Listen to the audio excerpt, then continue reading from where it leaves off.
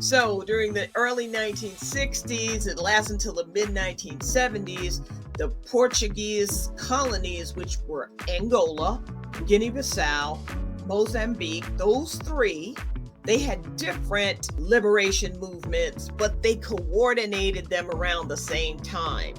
Now, what drove this fight for independence was Ghana became independent in the 1950s. So other countries started rebelling. They wanted their freedom. So Ghana was first, then came some other West African countries, and then there seemed to be like a brick wall between West Africa and the Southern African countries.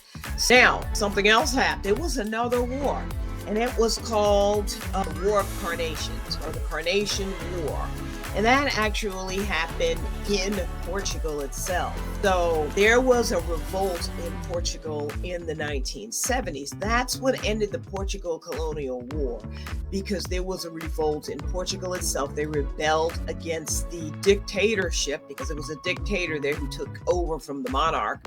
And they had a coup, a military coup. They took over, established a democracy, and from then on, they coordinated the liberation of the Portuguese colonies and coordinated their liberation so they could establish their own country. So that happened in 1974.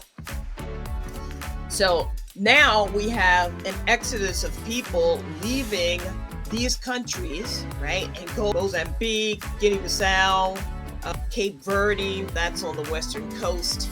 After this war, Portugal became a democracy and said, okay, we're going to facilitate these countries having their own country.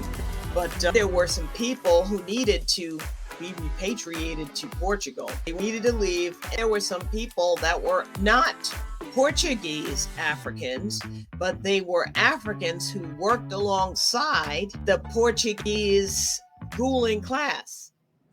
Doesn't it always happen that way?